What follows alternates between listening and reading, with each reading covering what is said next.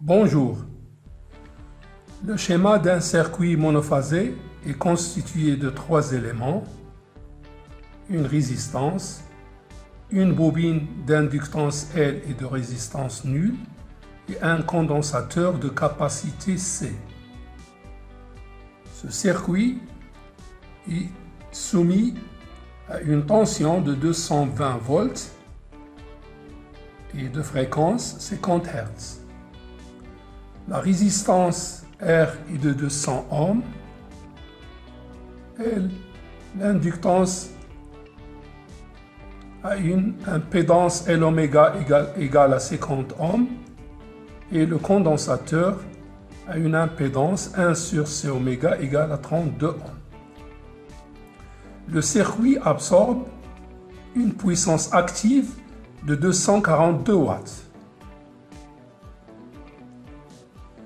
L'objectif de cette application est de déterminer le courant IR, IL, IC et le courant, ainsi que les différentes puissances dans la résistance et l'inductance et le condensateur.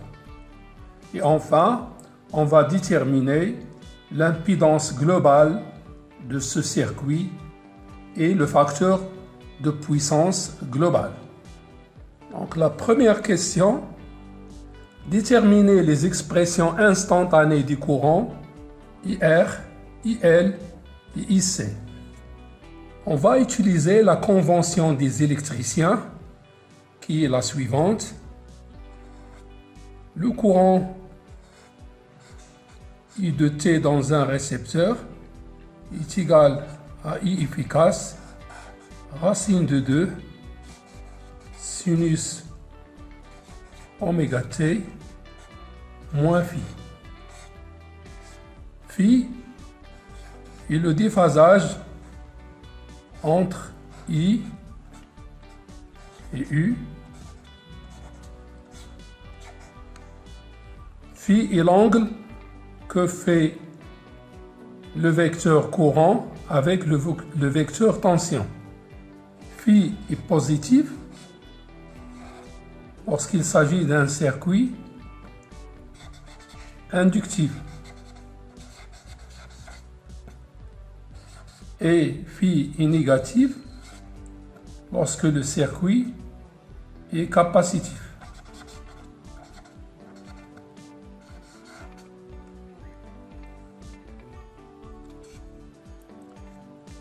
Bien sûr, phi est nul lorsque le courant et la tension sont en phase. Le circuit est résistif. C'est-à-dire que le courant et la tension sont en phase. Déterminons alors l'expression instantanée du courant IR de T. Donc, d'après le schéma du montage, on voit bien que la tension U est commune à la résistance et à l'inductance et au condensateur. Donc IR de T est égal à U sur R, la valeur efficace de U, divisé par R, c'est le courant efficace dans la résistance, multiplié par racine de 2 fois sinus oméga T. Puisque phi R est nul. Il n'y a pas de déphasage entre la tension. Il n'y a pas de déphasage entre la tension U au bord de la résistance et le courant. Donc, application numérique, IR de T égale à 220. La tension qu'on applique ici, 220 divisé par la résistance 200. Donc 220 divisé par 200 racine de 2 sinus oméga T. Oméga est égal à 2pi fois F égale 100 pi, puisque F égale à 50 Hz. Donc on a un courant de 1,1 racine de 2 sinus oméga t. Ça, c'est l'expression du courant. Ensuite, on calcule le courant IL qui passe dans l'inductance L, sachant que son impédance est égale à 50 ohms. IL est égal à U sur L oméga multiplié par racine de 2 sinus oméga t moins phi L, puisqu'on va adopter la convention des électriciens. Or, phi L, c'est l'angle que fait le courant dans l'inductance avec la tension. Il est égal à plus pi sur 2, puisque I est en arrière par rapport à U. Donc on aura ici IL égale à 220 sur 50 racine de 2 sinus oméga t moins pi sur 2, puisque phi L est positif. Tout calcul fait, on aura le courant instantané IL de t est égal à 4,4 racine de 2 sinus oméga t moins pi sur 2. Ensuite, on va calculer le courant qui passe dans le condensateur. L'impédance du condensateur est égale à 1 sur C oméga égale à 32 ohms. IC de T est égal à la valeur efficace de U divisé par UC, divisé par IC de T est égal à U divisé par l'impédance du condensateur fois racine de 2 fois sinus oméga t plus pi sur 2.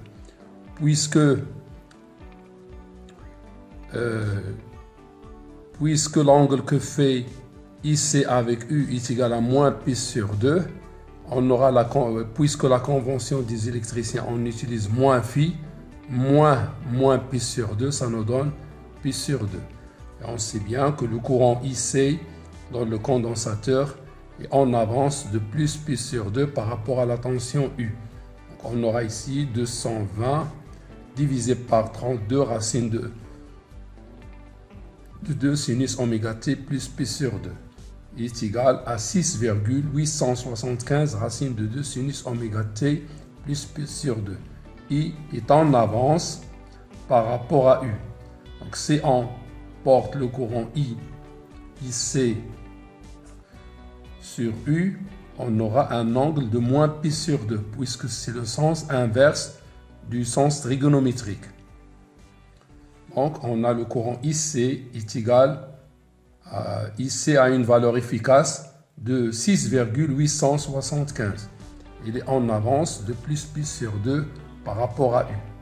La deuxième question, quelles sont les valeurs des puissances réactives Q totale et apparentes ST totale? D'après le théorème de Bochreau, la puissance réactive totale égale à la somme des puissances réactive de chaque récepteur. La puissance réactive fournie par la résistance est nulle.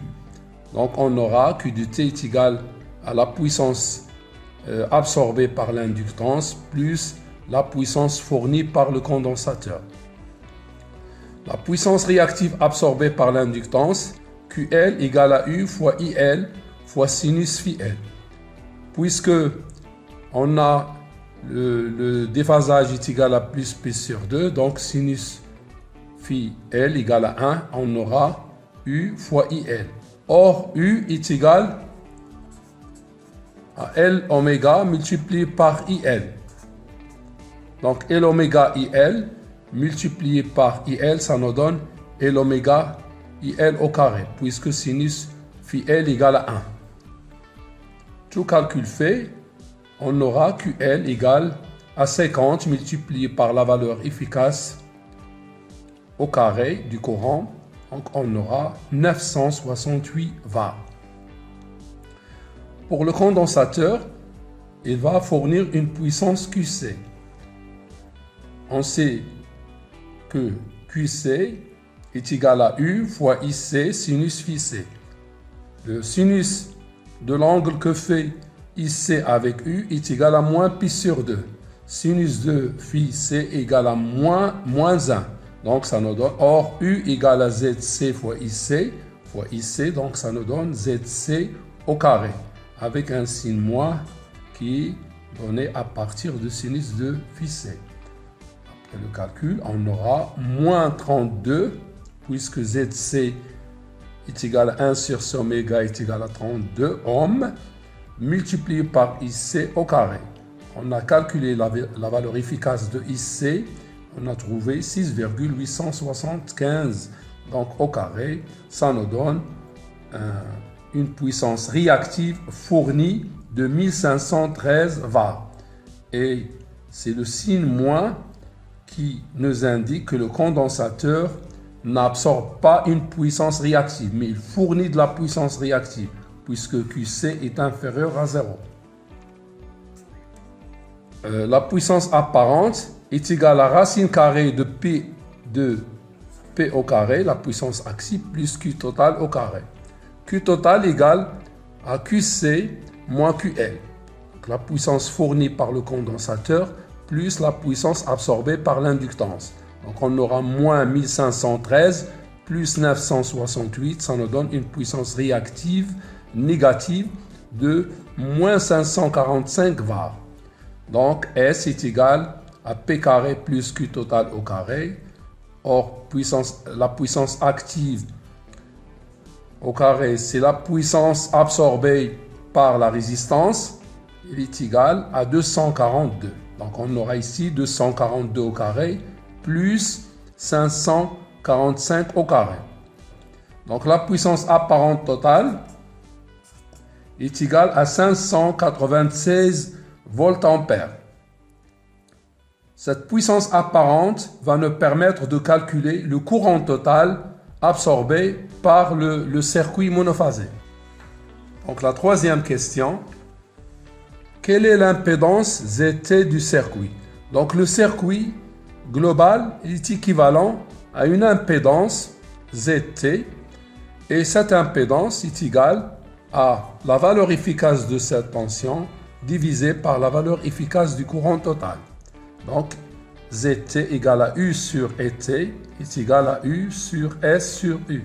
U, puisque le courant total c'est la puissance apparente divisée par U, ce qui nous donne U carré sur S. Tout calcul fait, on trouve ZT égale à 89 ohms. Le I total est égal à U divisé par ZT.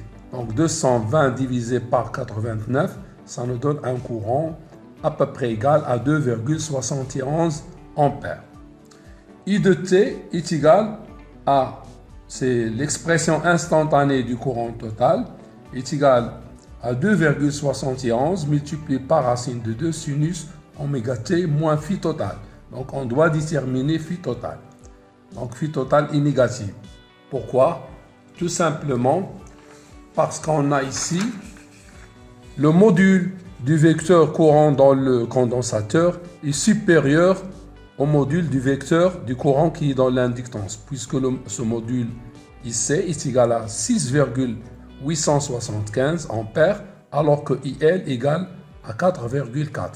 Donc phi sera négatif. Donc on doit déterminer le déphasage total. On peut utiliser aussi le diagramme de Fresnel pour déterminer le courant IT. Donc I total, le vecteur I total est égal à IR plus IL plus IC. IL est en retard par rapport à U, alors que IC est en avance par rapport à U. On peut utiliser la méthode des nombres complexes ou bien on peut faire la somme des valeurs instantanées. Mais de préférence, on utilise le diagramme de Fresnel parce qu'il est beaucoup plus simple. On n'a pas utilisé aucune de ces méthodes-là, seulement on a fait le tracé et le courant total, on a déterminé le courant total à partir de la puissance apparente. Pour déterminer l'angle phi de t, c'est l'angle que fait le courant I total avec la tension U, puisque la tension est commune. Donc, il faut déterminer le facteur de puissance de phi de t. Donc, la quatrième question, déterminer le facteur de puissance global du circuit, cos phi de t, et donner la nature du circuit. Est-ce qu'il est résistif, ou bien inductif, ou bien capacitif? Le cosinus phi de t est égal à la puissance active divisée par la puissance apparente totale. Donc, il est égal à 242 sur 596 et on trouve un cosinus phi égal à 0,406. Donc, phi est égal à moins 66 degrés. Puisque d'après le diagramme de Fresnel, on a ce module est supérieur à ce module-là. Donc, si on va retrancher de IC, IL, on se trouve ici. Donc, le courant IT sera en avance par rapport à U. Donc, I est égal à moins 66 degrés. D'accord? Ou bien 1,1 radian. Puisqu'on porte le courant sur le vecteur U, et par conséquent, on est dans le sens inverse du sens trigonométrique. Par conséquent, le courant IT est en avance par rapport à U.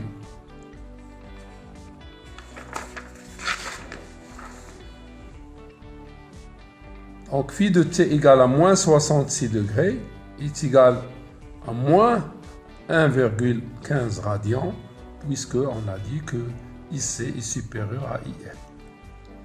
Donc, on peut dire que le circuit est équivalent à un circuit capacitif. L'expression de I de t est la suivante. I de t égale à 2,71 racine de 2 sinus de 100 pi plus 1,15. Et phi total est négatif. On peut l'exprimer soit en degrés, soit en radians. Conclusion, donc, le circuit monophasé se comporte comme un circuit capacitif. Il absorbe un courant efficace de 2,71 ampères. D'accord? Et ce courant, il est en avance par rapport à la tension U d'un angle phi égal à moins 1,1 radian. Donc ça, c'est le phi total. Voilà, j'espère que cette séquence vous a plu. Merci de votre attention et à la prochaine vidéo.